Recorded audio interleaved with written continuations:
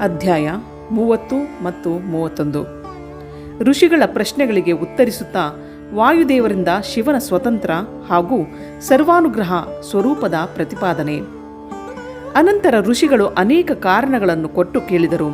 ವಾಯುದೇವರೇ, ಶಿವನು ಸದಾ ಶಾಂತ ಭಾವದಲ್ಲಿ ಇದ್ದು ಎಲ್ಲರ ಮೇಲೆ ಅನುಗ್ರಹ ಮಾಡುವುದಾದರೆ ಎಲ್ಲರ ಅಭಿಲಾಷೆಗಳು ಒಟ್ಟಿಗೆ ಏಕೆ ಪೂರ್ಣವಾಗಿಸುವುದಿಲ್ಲ?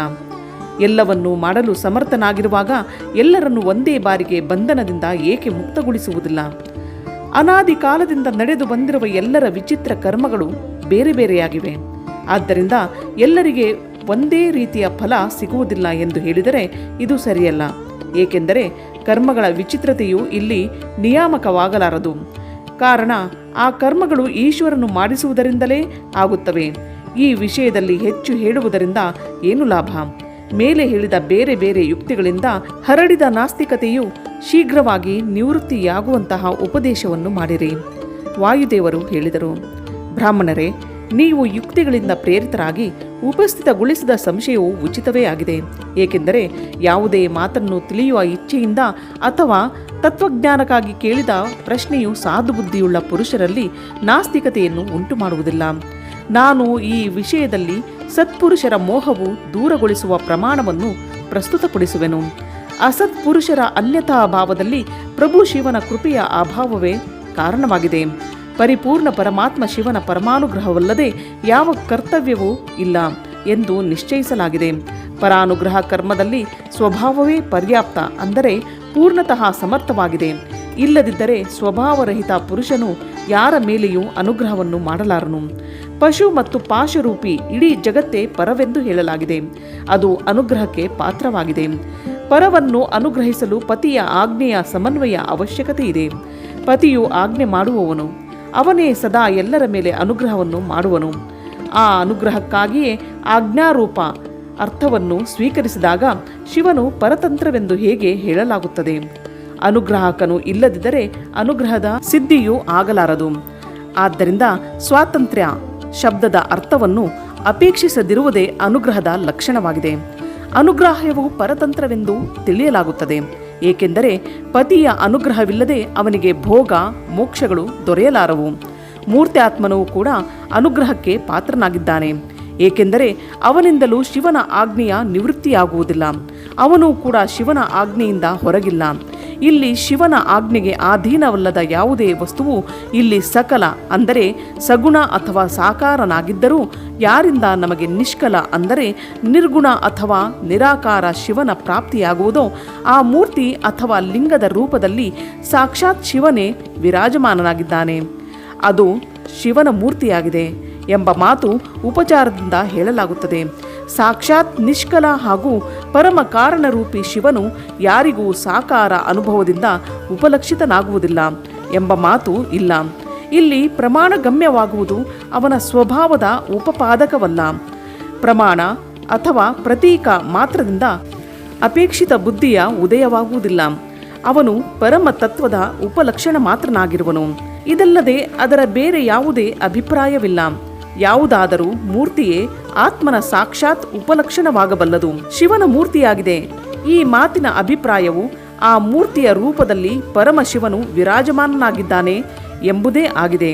ಮೂರ್ತಿಯು ಅವನ ಉಪಲಕ್ಷಣವಾಗಿದೆ. ಕಾಷ್ಟಾದಿ ಆಲಂಬನ ಆಶ್ರಯವಿಲ್ಲದೆ ಕೇವಲ ಅಗ್ನಿಯು ಎಲ್ಲಿಯೂ ದೊರೆಯಲಾರದು. ಹಾಗೆಯೇ ಶಿವನು ಕೂಡ ಮೂರ್ತ್ಯಾತ್ಮನಲ್ಲಿ ಆರೂಢನಾಗದೆ ಉಪಲಬ್ಧವಾಗಲಾರನು. ಇದೇ ವಸ್ತುಸ್ಥಿತಿಯಾಗಿದೆ.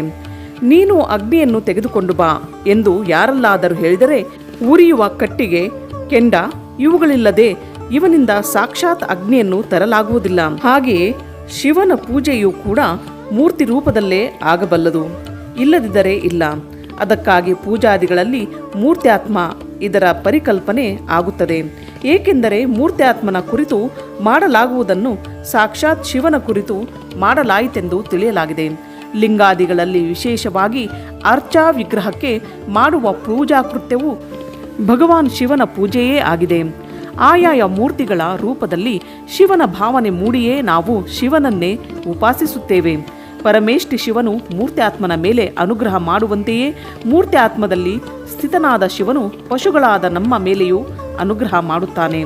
ಪರಮೇಷ್ಠಿ ಶಿವನು ಜನರ ಮೇಲೆ ಅನುಗ್ರಹ ಮಾಡಲಿಕ್ಕಾಗಿಯೇ ಸದಾಶಿವನೇ ಆದಿ ಸಮಸ್ತ ಮೂರ್ತ್ಯಾತ್ಮಗಳನ್ನು ಅಧಿಷ್ಠಿತ ತನ್ನ ಆಜ್ಞೆಯಲ್ಲಿ ಇರಿಸಿ ಅನುಗ್ರಹಿತಗೊಳಿಸಿರುವನು. ಭಗವಾನ್ ಶಿವನು ಎಲ್ಲರ ಮೇಲೆ ಅನುಗ್ರಹವನ್ನೇ ಮಾಡುತ್ತಾನೆ, ಯಾರನ್ನೂ ನಿಗ್ರಹಿಸುವುದಿಲ್ಲ. ಏಕೆಂದರೆ ನಿಗ್ರಹ ಮಾಡುವ ಜನರಲ್ಲಿ ಇರುವ ದೋಷಗಳು ಶಿವನಲ್ಲಿ ಸಂಭವಿಸಲಾರವು. ಬ್ರಹ್ಮಾದಿಗಳ ಕುರಿತು ನೋಡಲಾಗುವ ನಿಗ್ರಹವೂ ಕೂಡ ಶ್ರೀಕಂಠ ಮೂರ್ತಿ ಶಿವನಿಂದ ಲೋಕಹಿತಕ್ಕಾಗಿಯೇ ಮಾಡಲಾಗಿದೆ. ವಿದ್ವಾಂಸರ ದೃಷ್ಟಿಯಲ್ಲಿ ನಿಗ್ರಹವು ಸ್ವರೂಪತಃ ದೂಷಿತವಲ್ಲ. ಅದು ರಾಗ ದ್ವೇಷದಿಂದ ಪ್ರೇರಿತನಾಗಿ ಮಾಡಿದಾಗಲೇ ನಿಂದನೀಯವೆಂದು ತಿಳಿಯಲಾಗಿದೆ. ಅದಕ್ಕಾಗಿ ದಂಡನೀಯ ಅಪರಾಧಿಗಳಿಗೆ ರಾಜರಿಂದ ಸಿಗುವ ದಂಡನೆಯ ಪ್ರಶಂಸೆ ಮಾಡಲಾಗುತ್ತದೆ. ಸಾಧುಗಳನ್ನು ರಕ್ಷಿಸಬೇಕಾದರೆ ಅಸಾಧುವಿನ ನಿವಾರಣೆಯನ್ನು ಮಾಡಲೇಬೇಕಾಗುವುದು. ಮೊದಲಿಗೆ ಸಾಮ ಮೊದಲಾದ 3 ಉಪಾಯಗಳಿಂದ ಅಸಾಧುವಿನ ನಿವಾರಣೆಯ ಪ್ರಯತ್ನವನ್ನು ಮಾಡಲಾಗುತ್ತದೆ. ಆ ಪ್ರಯತ್ನಗಳು ಸಫಲವಾಗದಿದ್ದರೆ ಕೊನೆಯಲ್ಲಿ 4ನೆಯ ಉಪಾಯವಾದ ದಂಡವನ್ನೇ ಆಶ್ರಯಿಸಲಾಗುವುದು. ಈ ದಂಡಾಂಶ ಅನುಶಾಸನವನ್ನು ಲೋಕಹಿತಕ್ಕಾಗಿಯೇ ಮಾಡಬೇಕು. ಇದೇ ಅದರ ಔಚಿತ್ಯವನ್ನು ತೋರಿಸುತ್ತದೆ. ಅನುಶಾಸನವು ಇದಕ್ಕೆ ವಿಪರೀತವಾಗಿದ್ದರೆ ಅದನ್ನು ಅಹಿತಕರವೆಂದು ಹೇಳುತ್ತಾರೆ. ಸದಾ ಹಿತದಲ್ಲೇ ತೊಡಗಿರುವವನು ಈಶ್ವರನ ದೃಷ್ಟಾಂತವನ್ನು ತನ್ನ ಮುಂದಿಟ್ಟುಕೊಳ್ಳಬೇಕು. ಈಶ್ವರನು ಕೇವಲ ದುಷ್ಟರನ್ನೇ ದಂಡಿಸುವನು, ಅದಕ್ಕಾಗಿ ನಿರ್ದೋಷನೆಂದು ಹೇಳಲ್ಪಡುವನು. ಆದ್ದರಿಂದ ದುಷ್ಟರಿಗೆ ಮಾತ್ರ ದಂಡವನ್ನು ಕೊಡುವವನು ನಿಗ್ರಹ ಕರ್ಮದಿಂದಾಗಿ ಸತ್ಪುರುಷರಿಂದ ಲಾಂಛಿತನನ್ನಾಗಿ ಹೇಗೆ ಮಾಡಲಾದೀತು? ಲೋಕದಲ್ಲಿ ಎಲ್ಲೇ ನಿಗ್ರಹ ನಡೆದರೂ ಅದು ದ್ವೇಷಪೂರ್ವಕವಲ್ಲದಿದ್ದರೆ ಶ್ರೇಷ್ಠವೆಂದೇ ತಿಳಿಯಲಾಗುತ್ತದೆ. ತಂದೆಯು ಮಗನನ್ನು ದಂಡಿಸಿ ಅವನನ್ನು ಹೆಚ್ಚು ಶಿಕ್ಷಿತನನ್ನಾಗಿಸುವನು. ಅವನು ಮಗನನ್ನು ದ್ವೇಷಿಸುವುದಿಲ್ಲ. ಶಿವನ ಆಜ್ಞೆಯ ಪಾಲನೆಯೇ ಹಿತವಾಗಿದೆ. ಆ ಹಿತವೇ ಅವನ ಅನುಗ್ರಹವಾಗಿದೆ. ಆದ್ದರಿಂದ ಎಲ್ಲರನ್ನು ಹಿತದಲ್ಲೇ ನಿಯುಕ್ತಗೊಳಿಸುವ ಶಿವನು ಎಲ್ಲರ ಮೇಲೆ ಅನುಗ್ರಹ ಮಾಡುವವನೆಂದು ಹೇಳಲಾಗಿದೆ.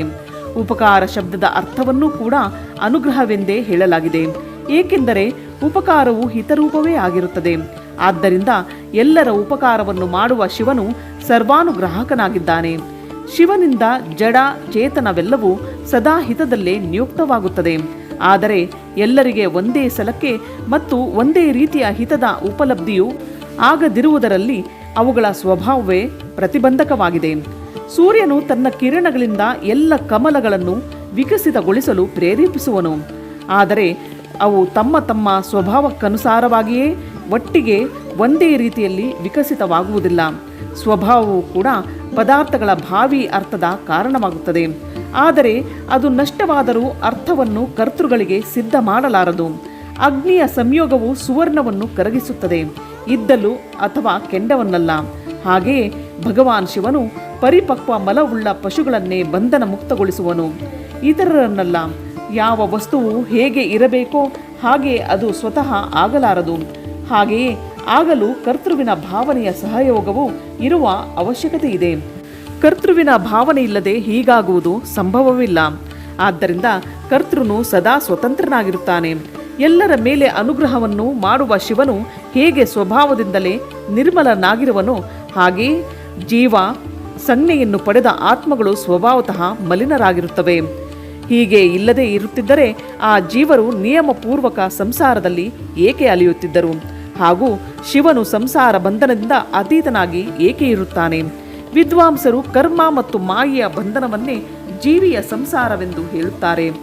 ಈ ಬಂಧನವು ಜೀವಿಗೆ ಮಾತ್ರ ಉಂಟಾಗುತ್ತದೆ, ಶಿವನಿಗೆ ಇಲ್ಲ. ಇದರಲ್ಲಿ ಜೀವಿಯ ಸ್ವಾಭಾವಿಕ ಮಲವೇ ಕಾರಣವಾಗಿದೆ. ಆ ಕಾರಣೀಭೂತ ಮಲವು ಜೀವಿಗಳ ತಮ್ಮ ಸ್ವಭಾವವೇ ಆಗಿದೆ, ಆಗಂತುಕವಲ್ಲ. ಆಗಂತುಕವಾಗಿದ್ದರೆ ಯಾರಿಗಾದರೂ ಯಾವುದೇ ಕಾರಣದಿಂದ ಬಂಧನ ಉಂಟಾಗುತ್ತಿತ್ತು. ಈ ಹೇತುವು ಒಂದೇ ಆಗಿದೆ, ಏಕೆಂದರೆ ಎಲ್ಲ ಜೀವರ ಸ್ವಭಾವವು ಒಂದೇ ರೀತಿಯಾಗಿದೆ.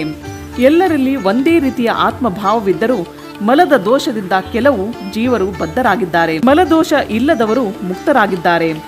ಇಲ್ಲಿ ಮಲ ಎಂದರೆ ಕರ್ಮ ಅಥವಾ ಬುದ್ಧಿ ಎಂದು ತಿಳಿಯಬೇಕು. ಬದ್ಧ ಜೀವರಲ್ಲಿಯೂ ಕೆಲವು ಜನರು ಲಯ ಮತ್ತು ಭೋಗದ ಅಧಿಕಾರಕ್ಕನುಸಾರ ಉತ್ಕೃಷ್ಟ ಹಾಗೂ ನಿಕೃಷ್ಟರಾಗಿ ಜ್ಞಾನ ಮತ್ತು ಐಶ್ವರ್ಯಾದಿಗಳ ವಿಷಮತೆ ಪ್ರಾಪ್ತವಾಗುತ್ತದೆ.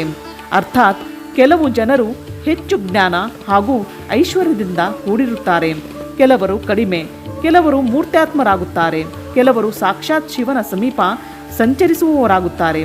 ಮೂರ್ತ್ಯಾತ್ಮರಲ್ಲಿಯೂ ಕೆಲವರು ಶಿವಸ್ವರೂಪರಾಗಿ 6 ಆಧ್ವಾಗಳ ಮೇಲೆ ಸ್ಥಿತರಾಗುತ್ತಾರೆ.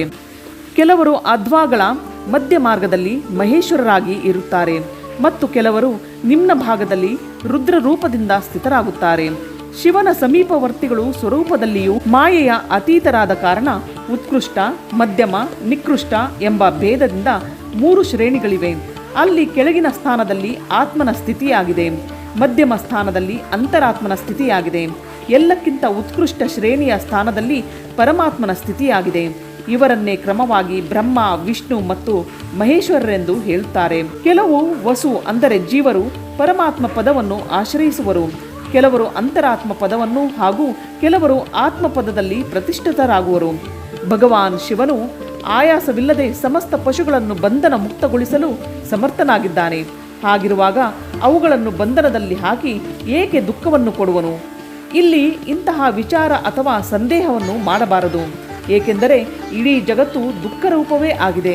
ಹೀಗೆ ವಿಚಾರವಾದಿಗಳ ನಿಶ್ಚಿತ ಸಿದ್ಧಾಂತವಾಗಿದೆ. ಸ್ವಭಾವತಃ ದುಃಖಮಯವಾದ್ದು ದುಃಖರಹಿತ ಹೇಗಾಗಬಲ್ಲದು? ಸ್ವಭಾವದಲ್ಲಿ ತಿರುಗು ಮುರುಗು ಆಗಲಾರದು. ವೈದ್ಯನ ಔಷಧದಿಂದ ರೋಗವು ಅರೋಗವಾಗುವುದಿಲ್ಲ. ಅವನು ರೋಗ ಪೀಡಿತ ಮನುಷ್ಯನನ್ನು ತನ್ನ ಔಷಧಿಯಿಂದ ಸುಖವಾಗಿ ಉದ್ಧರಿಸುವನು. ಹೀಗೆಯೇ ಸ್ವಭಾವತಃ ಮಲಿನ ಮತ್ತು ದುಃಖಿತರಾದ ಪಶುಗಳಿಗೆ ತನ್ನ ಆಜ್ಞಾರೂಪಿ ಔಷಧಿಯನ್ನು ಕೊಟ್ಟು ಶಿವನು ದುಃಖದಿಂದ ಬಿಡುಗಡೆಗೊಳಿಸುವನು. ರೋಗ ಉಂಟಾಗುವುದರಲ್ಲಿ ವೈದ್ಯನು ಕಾರಣವಲ್ಲ, ಆದರೆ ಜಗತ್ತಿನ ಉತ್ಪತ್ತಿಯಲ್ಲಿ ಶಿವನು ಕಾರಣನಾಗಿದ್ದಾನೆ. ಆದ್ದರಿಂದ ರೋಗ ಮತ್ತು ವೈದ್ಯನ ದೃಷ್ಟಾಂತದಿಂದ ಶಿವ ಹಾಗೂ ಜಗತ್ತಿನ ದಾರ್ಷ್ಟಾಂತದಲ್ಲಿ ಸಮಾನತೆ ಇಲ್ಲ. ಅದಕ್ಕಾಗಿ ಇದರಿಂದಾಗಿ ಶಿವನ ಮೇಲೆ ದೋಷಾರೋಪಣೆ ಮಾಡಲಾಗುವುದಿಲ್ಲ. ದುಃಖವು ಸ್ವಭಾವ ಸಿದ್ಧವಾದಾಗ ಶಿವನು ಅದರ ಕಾರಣ ಹೇಗಾಗಬಲ್ಲನು? ಜೀವಿಗಳಲ್ಲಿ ಇರುವ ಸ್ವಾಭಾವಿಕ ಮಲವೇ ಅವರನ್ನು ಸಂಸಾರ ಚಕ್ರದಲ್ಲಿ ಕೆಡುವುದು. ಸಂಸಾರಕ್ಕೆ ಕಾರಣಭೂತ ಮಲವು ಅಚೇತನ ಮಾಯಾದಿಗಳು ಶಿವನ ಸಾನ್ನಿಧ್ಯವನ್ನು ಪಡೆಯದೆ ಸ್ವತಃ ಚೇಷ್ಟಾಶೀಲವಾಗಲಾರವು. ಚುಂಬಕವು ಕಬ್ಬಿಣದ ಸಾನ್ನಿಧ್ಯವನ್ನು ಪಡೆದೇ ಉಪಕಾರಕವಾಗುತ್ತದೆ, ಕಬ್ಬಿಣವನ್ನು ಸೆಳೆಯುತ್ತದೆ. ಹಾಗೆಯೇ ಶಿವನೂ ಕೂಡ ಜಡ ಮಾಯಾದಿಗಳ ಸಾನ್ನಿಧ್ಯ ಪಡೆದೇ ಅವುಗಳ ಉಪಕಾರಕನಾಗುತ್ತಾನೆ. ಅವನ್ನು ಚೇಷ್ಟಿತಗೊಳಿಸುವನು. ಅವನು ಇರುವ ಸಾನ್ನಿಧ್ಯವನ್ನು ಕಾರಣವಿಲ್ಲದೆ ದೂರ ಸರಿಸಲಾಗುವುದಿಲ್ಲ. ಆದ್ದರಿಂದ ಜಗತ್ತಿಗಾಗಿ ಸದಾ ಅಜ್ಞಾತನಾಗಿರುವ ಶಿವನೇ ಅದರ ಅಧಿಷ್ಠಾನನಾಗಿದ್ದಾನೆ. ಶಿವನಲ್ಲದೆ ಇಲ್ಲಿ ಯಾರೂ ಕೂಡ ಪ್ರವೃತ್ತ ಅಂದರೆ ಚೇಷ್ಟಾಶೀಲನಾಗುವುದಿಲ್ಲ. ಅವನ ಆಜ್ಞೆ ಇಲ್ಲದೆ ಒಂದು ಎಲೆಯೂ ಅಲುಗಾಡುವುದಿಲ್ಲ. ಅವನಿಂದ ಪ್ರೇರಿತವಾಗಿಯೇ ಈ ಜಗತ್ತೆಲ್ಲವೂ ಬೇರೆ ಬೇರೆ ವಿಧದ ಚೇಷ್ಟೆಗಳನ್ನು ಮಾಡುತ್ತದೆ. ಆದರೆ ಆ ಶಿವನು ಎಂದೂ ಮೋಹಿತನಾಗುವುದಿಲ್ಲ. ಅವನ ಆಜ್ಞಾರೂಪಿಣಿ ಶಕ್ತಿಯೇ ಎಲ್ಲ ನಿಯಂತ್ರಣ ಮಾಡುತ್ತದೆ. ಆಕೆಗೆ ಎಲ್ಲ ಕಡೆಗೆ ಮುಖಗಳಿವೆ. ಅವಳೇ ಸದಾ ಈ ದೃಶ್ಯ ಪ್ರಪಂಚವನ್ನು ವಿಸ್ತರಿಸಿರುವಳು. ಆದರೂ ಅವಳ ದೋಷದಿಂದ ಶಿವನು ದೂಷಿತನಾಗುವುದಿಲ್ಲ.